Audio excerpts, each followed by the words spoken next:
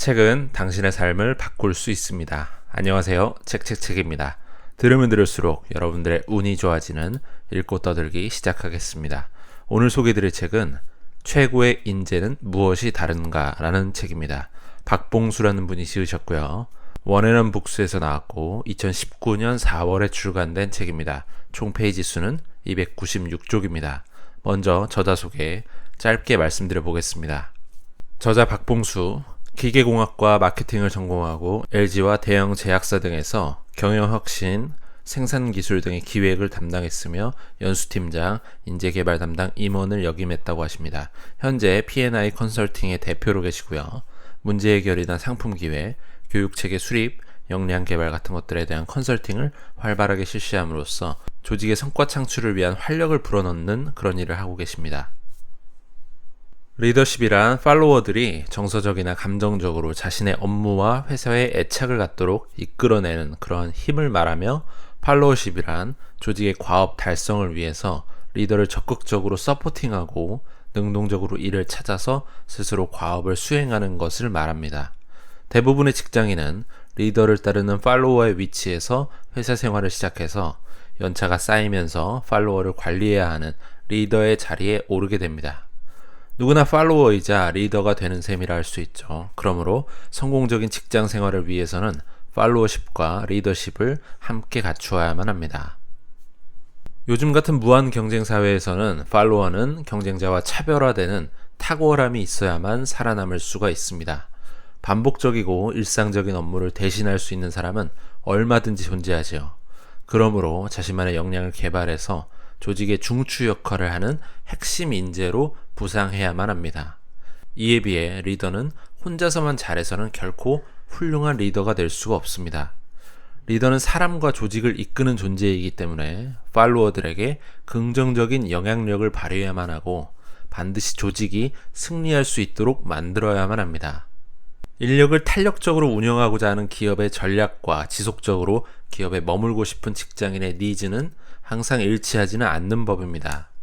기업은 인풋 대비 아웃풋이 없는 인력을 언제든지 구조조정할 준비를 하고 있는 것이 사실상의 현실이죠. 급격히 변화하는 이러한 시대적 환경에서 평범한 직장인이 살아남는 길은 바로 끊임없이 자기 개발을 하는 것뿐이라고 저자는 강조하고 있습니다. 자기 개발은 모든 직장인들의 권리인 동시에 어찌 보면 의무라고 볼 수 있죠. 이 책은 회사 생활을 하는 직장인이 어떠한 마인드를 세우고 자기 개발을 해야 되는지 상세하게 알려주는 책입니다. 그뿐만 아니라 인간관계의 노하우와 효율적인 업무 기술까지 폭넓게 다루고 있어서 성공적인 직장 생활을 원하는 사람들에게 정말로 실질적인 도움을 줄 수 있는 그런 책이라 볼 수가 있겠습니다. 혼자만의 성장은 약이 아니라 독이다. 동료는 경쟁자이자 파트너로서 중요한 위치에 있습니다. 여기서 경쟁자는 긍정적 이미지의 경쟁자라 할 수 있습니다. 어떤 조직에서든 경쟁자가 있어야만 그 조직과 구성원들이 성장을 하는 법이죠. 이탈리아의 화가 레오나르도 다빈치는 밀라노로 이주해서 최후의 만찬 등의 걸작을 남기며 최고의 경지에 오른 뒤 다시 피렌체로 돌아오게 됩니다. 그 후에 다빈치는 미술보다 지질학이나 해부학에 더욱더 몰두하게 되죠. 이때 미켈란젤로도 피렌체에 오게 되는데요. 다빈치는 풋내기 미켈란젤로에게 별다른 관심을 두지 않았습니다. 그러나 미켈란젤로가 추기경으로부터 시에나 대성당의 장식을 의뢰받는 등의 작품 의뢰가 쇄도하고 예술가로서 최고의 반열에 오르자 이러한 사실이 다빈치를 굉장히 자극합니다. 이때 다빈치의 자존심을 건드린 사건이 발생합니다. 무명 작가가 만들다가 완성하지 못한 5m짜리 대리석 조각을 예술품으로 완성시킬 작가 후보로 자신과 미켈란젤로가 오르게 되는데요. 당연히 자신에게 다빈치에게 의뢰가 올 것이라고 생각했던 다빈치는 예상과 달리 미켈란젤로가 낙점이 된 것입니다. 이후 이들의 경쟁의식은 날로 격화돼서 붓을 놓았던 다빈치는 다시 붓을 들게 되었고요. 이 시기에 탄생한 걸작이 바로 모나리자입니다. 다빈치에게 미켈란젤로는 경쟁자가 없었다면 바로 이 우리가 잘 알고 있는 모나리자라는 그림은 탄생하지 않았을 것입니다. 이처럼 경쟁은 자신을 성장시키는 아주 훌륭한 자극제가 됩니다. 리더십 전문가 존 맥스웰 박사는 동료와 함께 성장하기 위한 조건을 다음과 같이 제시했습니다. 첫 번째, 신뢰를 하는 것입니다. 동료들의 성장을 돕고 싶다면 당신이 앞장서야만 합니다. 물러나 있어서는 안 됩니다. 이렇게 한번 자문해 보라는 것이죠. 저 팀원의 특별하고 고유한 점이 뭘까? 그렇게 찾아낸 점을 당사자를 비롯한 다른 동료들과 나누는 것입니다. 동료들을 신뢰하고 긍정적으로 평가하며 격려를 한다면 그들은 자신이 생각했던 것 이상으로 훌륭하게 발전할 것입니다. 두 번째, 돕는 것입니다. 당신이 베풀 수 있는 가장 값진 도움은 다른 사람들이 자신의 잠재력을 발휘할 수 있도록 하는 것입니다. 가정에서는 당신의 배우자를 돕는 것이죠. 언제 어떤 방법으로든 도와주는 것입니다. 직장에서는 동료가 돋보일 수 있게 동료를 칭찬하고 격려하는 것입니다. 가능한 한 한 팀의 성공을 다른 팀원의 공으로 돌리는 것이죠. 셋째, 가치를 높이는 것입니다. 누구나 자신을 발전시키는 일을 가까이 하고 자신의 가치를 떨어뜨리는 사람을 멀리합니다. 사람들에게 그들이 가진 장점을 알려주고 발전시키는 데 전념하게 함으로써 그들을 성장시킬 수가 있습니다. 하지만 분명히 기억해야만 합니다. 사람들을 자신의 재능지대에 머물되 안전지대에서 벗어나도록 격려하고 자극해야 된다는 것입니다. 그들의 능력과 전혀 상관없는 분야에서 만약에 억지로 일하게 한다면 당신은 그들을 좌절시킬 뿐입니다. 네 번째, 칭찬하고 격려하는 것입니다. 칭찬과 인정보다 확실한 동기부여는 없죠. 작은 칭찬일지라도 동료에 대한 적극적인 칭찬은 그에게 동기부여가 반드시 될 것입니다. 그는 끊임없이 연구하고 아이디어를 도출하면서 일할 것입니다. 반면에 비난과 비판은 그를 낙담하게 하고요. 아무에게도 정말 도움을 주지 못할 것입니다. 칭찬을 통해 항상 동료를 주인공으로 만들어 주어야 합니다. 다섯째, 상대를 파트너로 대하는 것입니다. 동료는 경쟁자이자 약탈자가 아닙니다. 경쟁자는 서로 자극해서 함께 성장하는 동반자이지만 약탈자는 동료의 보상을 빼앗아가는 도둑이라 볼 수 있습니다. 성장하는 동반자지만 약탈자는 동료의 보상을 빼앗아가죠. 동료를 함께 성장해가는 파트너로 생각해야 합니다. 그래야 상생할 수가 있습니다. 마지막으로 여섯 번째, 공을 동료에게 돌리는 것입니다. 함께하는 일에 성과가 있다면 그 공을 동료에게 돌리는 것이죠. 만약 성과가 없는 실패라면 그 책임은 자신이 지는 것입니다. 그렇게 될 때 자신도 성장하고 동료도 성공할 수 있는 길이 열립니다. 모든 성장은 파트너인 동료와 함께 해야만 합니다. 그래야 좋은 열매를 함께 수확할 수가 있는 것이죠. 당신이 조직의 중추 역할을 하고 싶다면 다음의 사항을 명심해야 할 것입니다. 첫 번째, 기업의 전략을 잘 이해하고 있어야만 합니다. 전략이란 자신의 역량을 활용해서 외부 환경으로부터 주어지는 사업 기회를 적시에 포착하는 전략적인 활동을 말합니다. 전략 없이 업무를 수행하는 사람은 목적지도 없이 항해하는 사람과 같다고 볼 수 있죠. 둘째, 지식의 깊이가 깊어야 할 뿐만 아니라 지식의 폭도 넓어야 합니다. 한 분야를 깊이 하는 것만으로는 전체를 보는 시야를 가질 수가 없습니다. 지식의 폭이 넓어야지 전체적인 관점에서 사물을 판단하고 설계할 수가 있는 것이죠. 나무를 보는 능력과 숲을 보는 능력을 모두 가지라는 것입니다. 세 번째, 확실한 플랫폼 몇 개는 가지고 있어야 합니다. 플랫폼이란 고객의 니즈에 따라 변하지 않는 기본적인 요소를 말합니다. 예를 들어서 자동차의 차체와 같은 것이죠. 플랫폼을 잘 활용하면 고객의 요구에 능동적으로 대응할 수가 있습니다.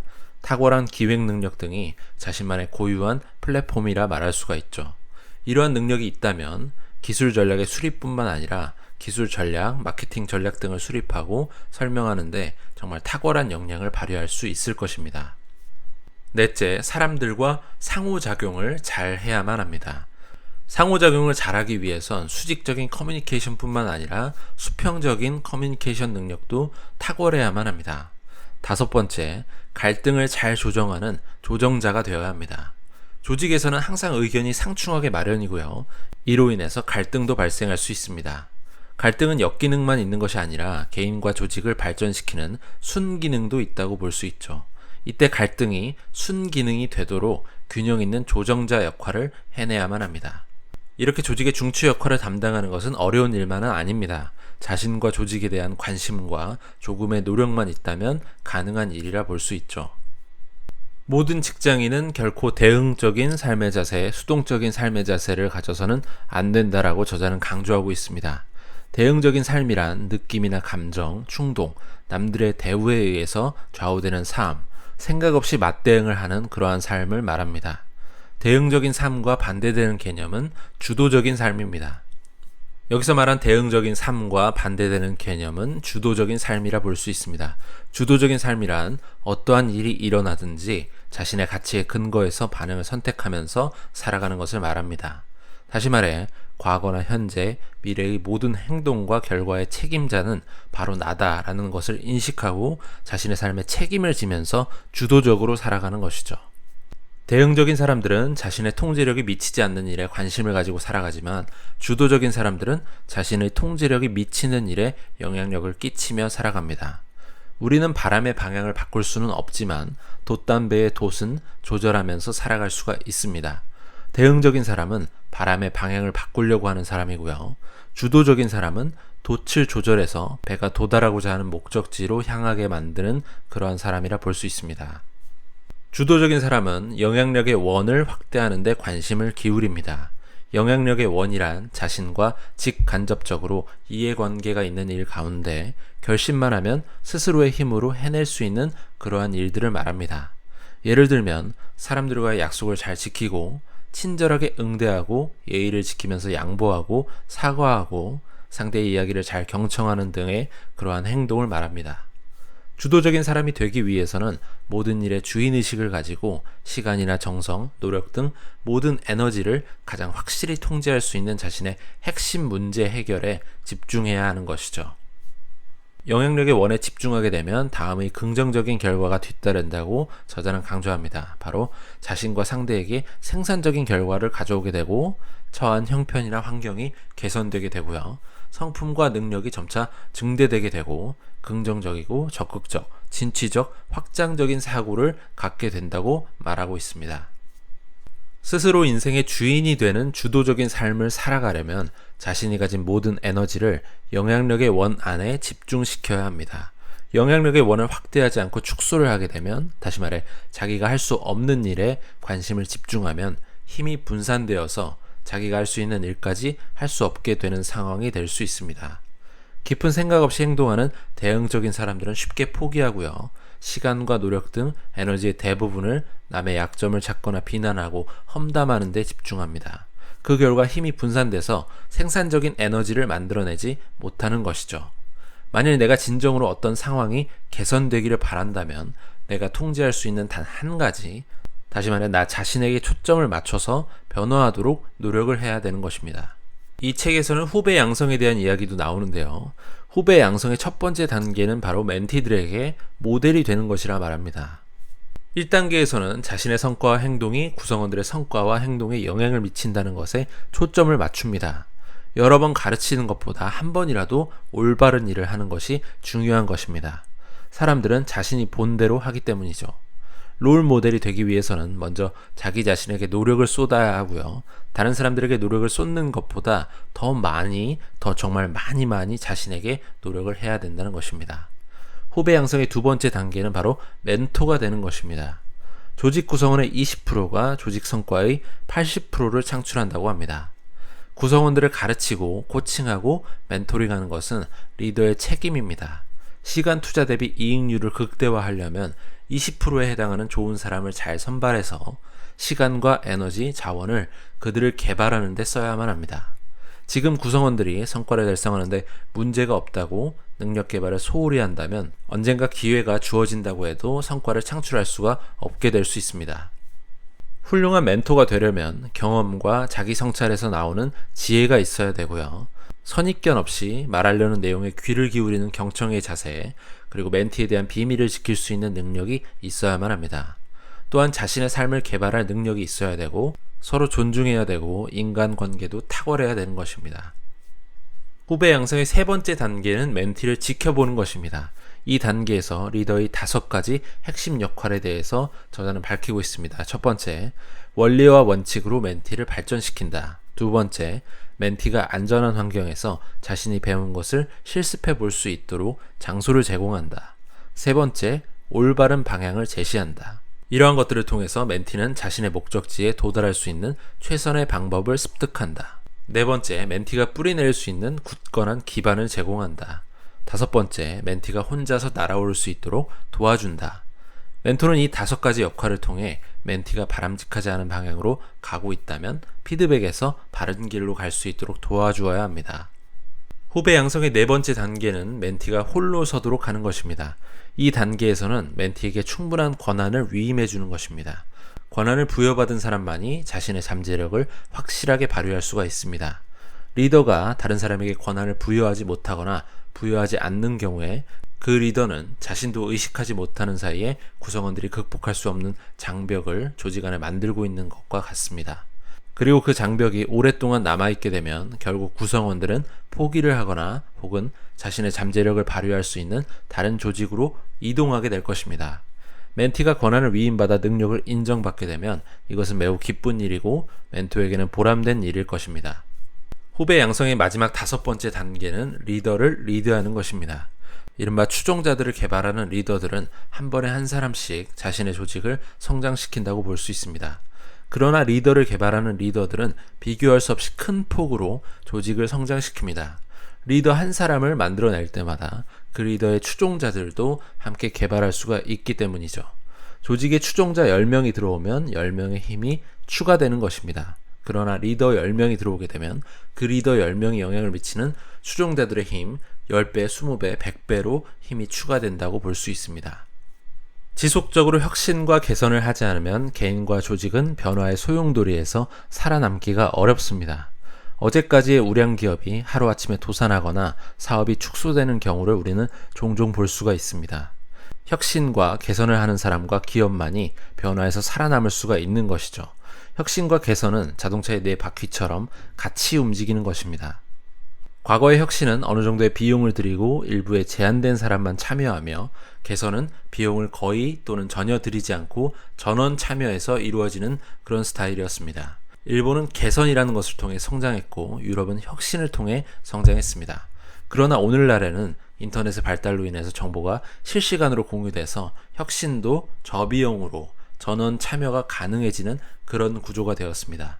이른바 혁신과 개선을 동시에 수행할 수 있는 그런 시대가 된 것이죠.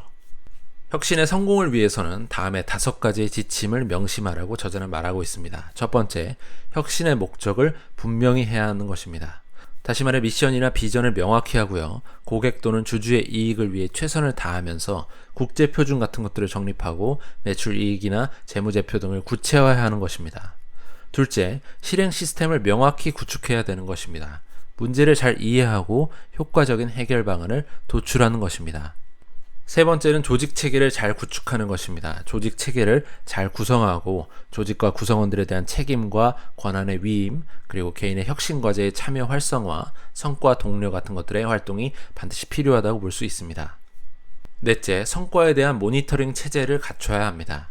주요 프로젝트의 진척률이나 조직 구성원의 참여율 같은 것들이 관리돼야 된다는 것이죠. 다섯 번째, 공동체 의식이 있어야 합니다. 조직 구성원들은 어려움이 있을 때 단결해서 서로 도와주고 협력하는 체제가 있어야만 합니다. 수평적인 수직적인 그런 커뮤니케이션이 활성화되어 있어야 한다는 것이죠. 혁신이 성과를 내기 위해서는 반드시 개선이 동반되어야 합니다.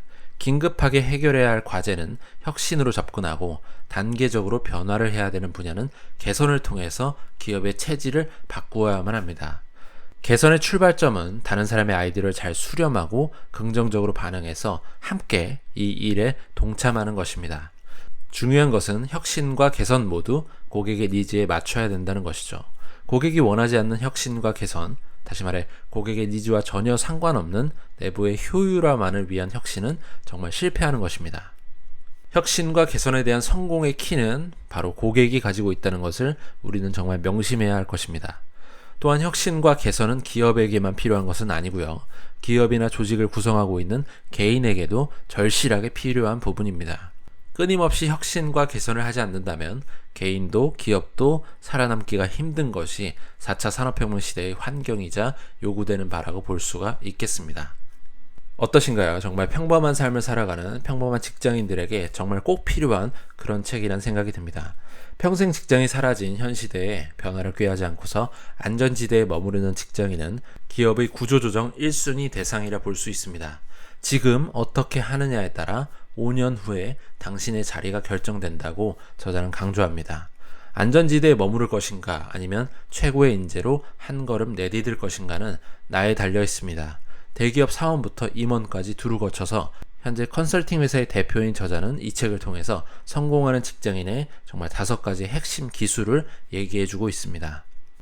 오늘은 여기까지 하겠습니다. 유익하셨거나 도움이 되셨다면 구독과 좋아요 부탁드립니다. 이 채널을 유지하는 힘입니다. 감사합니다.